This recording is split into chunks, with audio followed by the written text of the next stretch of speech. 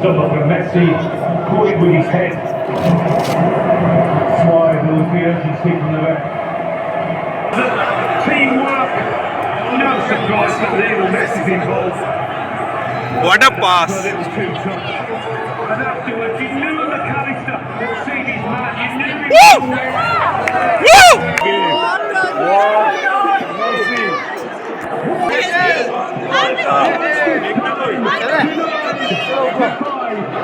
चलो बेटा Messi shot to his knees, Peter, in the centre circle. He couldn't do it. What a game! Was so What a rewarded game. for his teammate. It's only for Messi. Oh,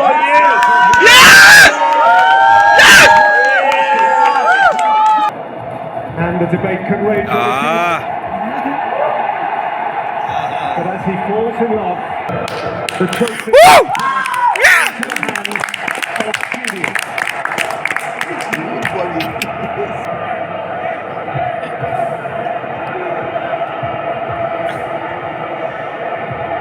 Yes! And in 2022, the world champions. Lionel Messi world cup জিতে গেছে।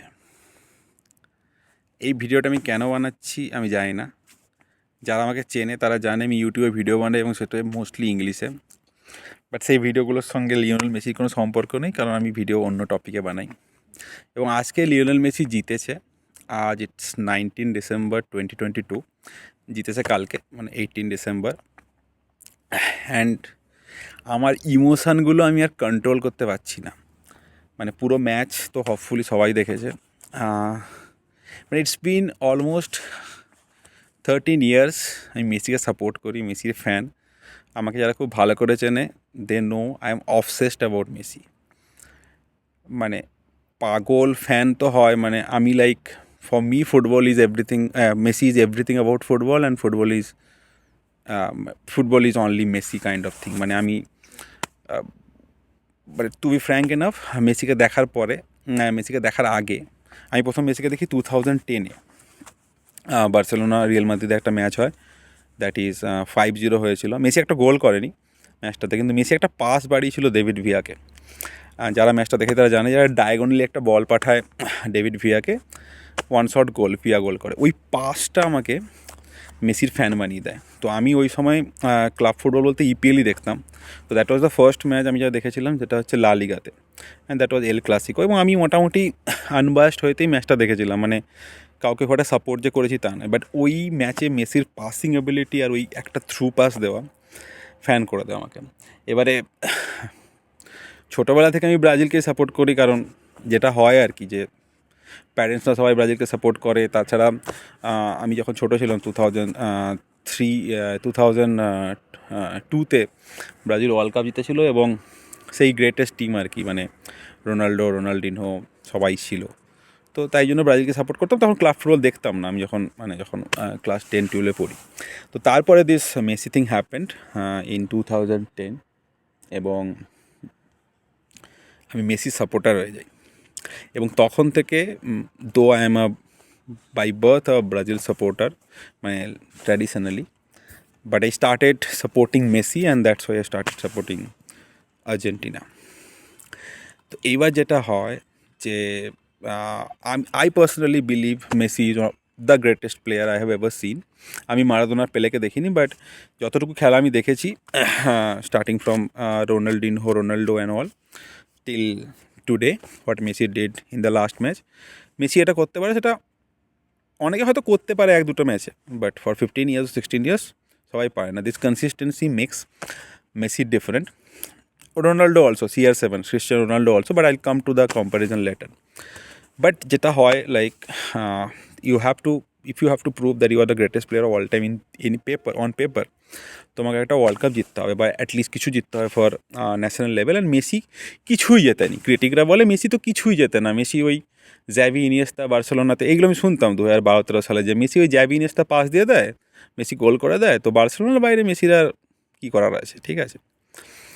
তো and for the information, যারা মানে জানে না ফুটবলের ব্যাপারে, Messi কিন্তু অনেকদিন বার্সেলোনার হয়ে খেলেছে, ফলে মেসি ইজিলি স্পেনের হয়ে খেলতে পারতো, but he prefer to play for the Argentina. Now আর্জেন্টিনার team forward wise they are very good, but they are not that good in defence for the years, মানে অনেকবার হয়েছে তারা ডিফেন্সিভলি নট গুড। তো 2000 ফার্স্ট আমি যে world কাপটা obviously দেখি মানে আর্জেন্টিনা, সেটা হচ্ছে 2010, যেটা স্পেন যেতে। তখন আমি অতটাও সাপোর্ট করতাম না, মানে that time just you know obsession love about Messi has just started, মানে জাস্ট ইনিশিয়াল লেভেলে ছিল। I supported Argentina in 2014 very much, final অবধি পৌঁছায়, and they lost the match, জার্মানির কাছে 1-0 হেরে যায়। মারিও গোজে আই থিঙ্ক 117, এই আজকে কিলিয়ান এমবাপে যে সময় গোলটা করলো এরকম সময় একটা গোল করে, and people started saying Gotze is the GOAT. Messi তো কিছুই করতে পারলো না। ওকে, এইগুলো শুনতে হয়। মেসি সাপোর্টার হওয়া is the difficult thing in life. Whoever is Messi supporter, it's very difficult for them. I mean, it has been very difficult for them for the last 10 to 15 years. Throughout this 10-15 years, Messi ফ্যানদের শুনে আসতে হয়েছে যে Messi is not good enough, মেসির ওই Iniesta জাভিরা আছে, তাই জন্য তারা করে দেয়। তো যাই হোক, 2014 এটা হয়, পিপল স্টার্টেড সেইং কি Mario Gotze is the real GOAT. He came, you know, এলো, দেখলো, জয় করলো, আর মেসি যে দাঁড়িয়ে নেই, দেখলো, হেরে গেল। তো মেসি তো মানে যেটা মেন ক্রিটিসিজম ছিল যে মেসি ন্যাশনাল টিমের হয়ে খেলতে পারে না, মেসি ক্লাবের হয়ে খেলে, আবার বার্সেলোনা একটা ভালো টিম আছে, তাই জন্য হয়ে যায়। এইগুলো সব মেসি ফ্যানদের শুনতে হয়। কারণ Ronaldo on the counter part, আগে ম্যানিউতে খেলেছে, পরে রিয়াল মাদ্রিদে এসছে, রিয়াল মাদ্রিদে হয়ে জিতছে। রোনাল্ডো পরের দিকে ইউনো ইউরো যেতে, যদিও আমি জানি না রোনাল্ডো কী কন্ট্রিবিউশন ছিল ইউরো জেতাতে, কারণ ফাইনাল রোনাল্ডো খেলেইনি। রোনাল্ডো ফাইনালে ইনজিওর্ড ছিল, জাস্ট মানে বলতে খারাপ লাগে, আজকে শুনতে খারাপ লাগে, বাস জাস্ট বেঞ্চে মানে সাইড লাইনে নাচানাচি করেছে এবং জিতে গেছে। ফাইনালে ওর কোনো কন্ট্রিবিউশন ছিল না, টু বি ফ্র্যাঙ্ক, কোনো আমার জন্য, আমার বলতে কোনো অসুবিধা নেই। যাই হোক, তারপরে তো মেসির জন্য দুটো ট্রফি হয়, একটা হচ্ছে ওয়ার্ল্ড কাপ আর একটা হচ্ছে কোপা আমেরিকা।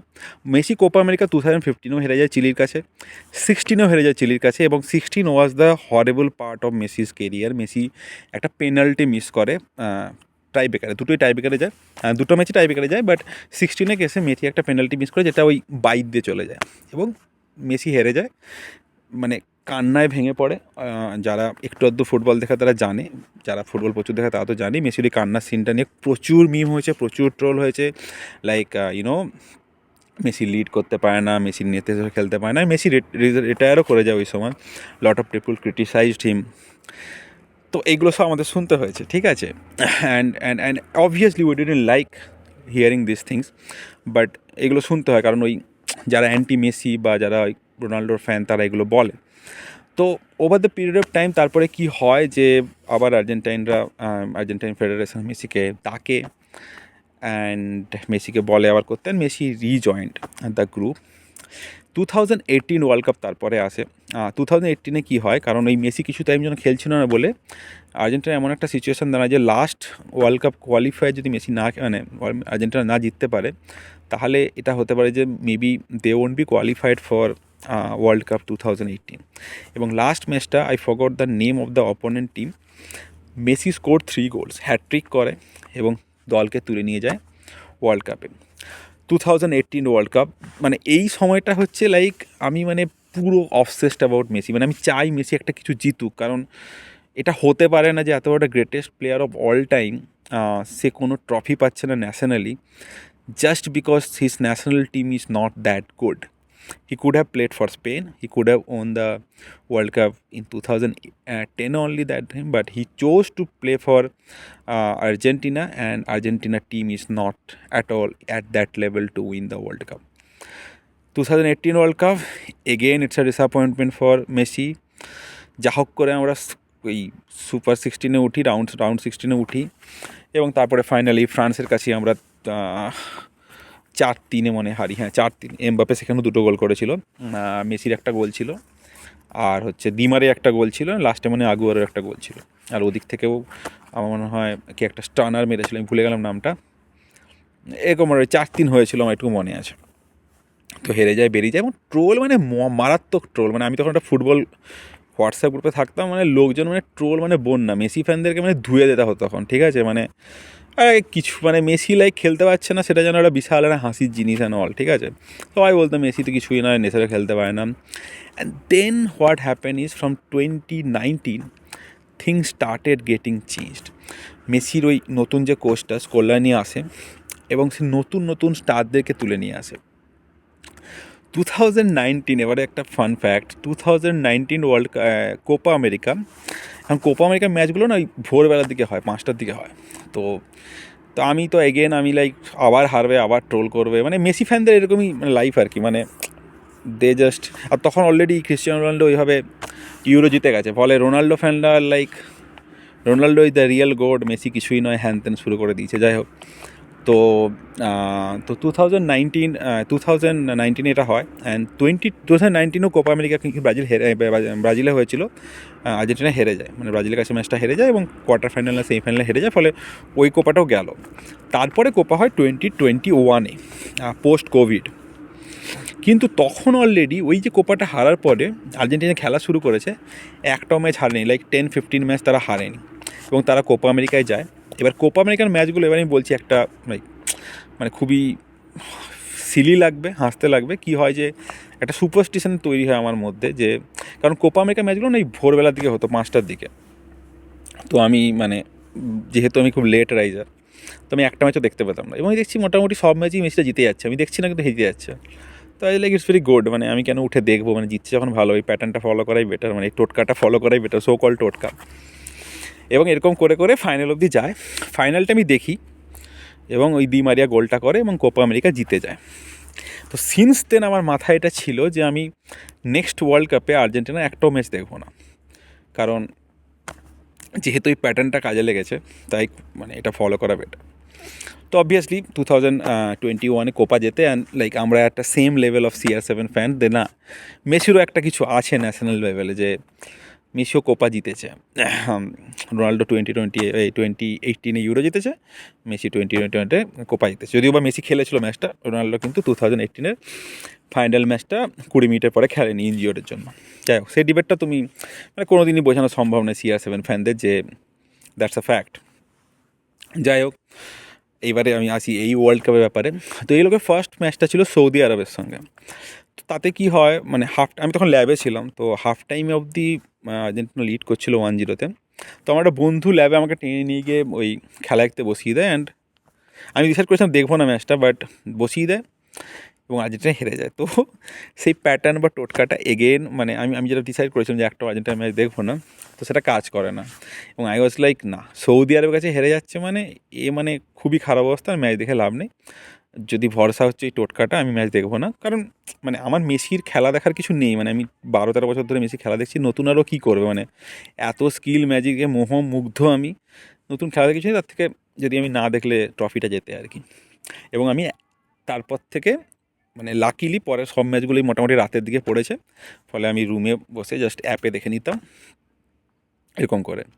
সবচেয়ে টাফ ম্যাচটা হয়েছিল নেদারল্যান্ডের বিরুদ্ধে, যেটা সবাই জানে যে 2-2 হয়ে গিয়েছিলো, এবং লাস্টের দিকে আমি মানে ইভেন অ্যাপটা খোলারও সাহস পাচ্ছিলাম না, মানে জাস্ট ফেসবুকে রিফ্রেশ করে, মানে বিছানায় শুয়ে রিফ্রেশ করে করে দেখছিলাম যে কী হচ্ছে। এবং মানে আমি কিছু মানে সেলিব্রিটিদের ফলো করি, লাইক সিধুদা আছেন ক্যাকটাসে, তারপরে অনেকে আছেন যারা ফুটবল নিয়ে ফলো করেন, তো তাদের স্ট্যাটাসগুলো দেখছিলাম, কারণ ওরা খুব মানে খুব অ্যাক্টিভলি পোস্ট করতে থাকেন। ফাইনালি দেখলাম যে না ভাই, যা হোক করে মোটামুটি পেনাল্টিটা আটকে দিয়েছে, এবং কি একটা পোস্ট করেছিল মনে হয়, আর রুমেলা ফ্রম TV9 বাংলাও পোস্ট করেছিল মার্টিনেজ। সো দেন আমি বুঝলাম হয়ে গেছে। তো দ্যাট ওয়াজ দ্য পিস। এবং ওই ম্যাচটা প্রচণ্ড চাপ লেগেছিলো, আমি এগেন খেলা দেখছিলাম, প্রচণ্ড চাপ লেগেছিল।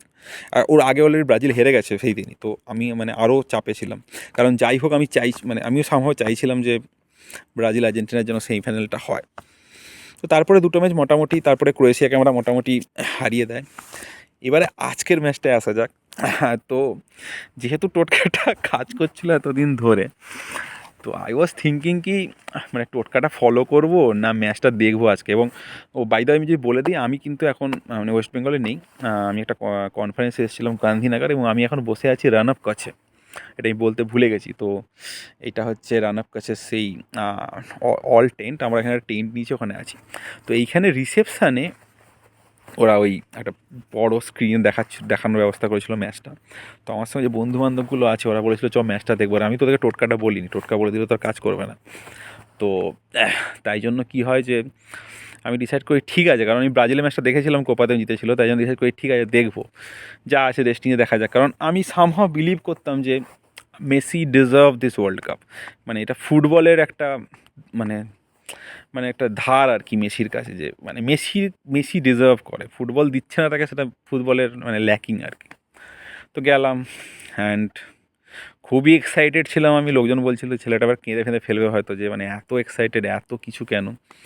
তো 70 মিনিট ঠিকঠাক ছিল, তারপর দুটো গোল করে ফেলে আবার ওরা, ফ্রান্সরা, এমবাপ্পের ব্রিলিয়েন্স, এবং like I was again sad কি, এবং যে মোমেন্টামে ছিল লাস্টের দিকে ফ্রান্স, মানে ওরা 90 মিনিটে 3টে করে ফেলতো, টু বি অনেস্ট। বাট যা হোক, আর্জেন্টিনা যা হোক করে আটকায়।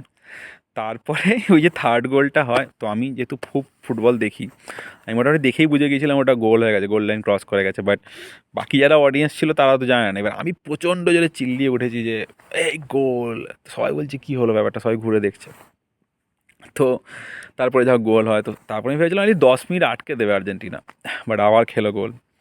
এবং লাস্ট পেনাল্টি শ্যুট আউট, মানে মানে নিঃশ্বাস নিয়ে যাচ্ছিল। This match is not good for মানে গুড হার্ট, মানে যাদের হার্টের প্রবলেম আছে তাদের জন্য ম্যাচটা is not, this is one of the best match, আমি probably the best final match in any competition I have seen. কারণ জেনারেলি ফাইনালগুলো খুব বোরিং হয়, তো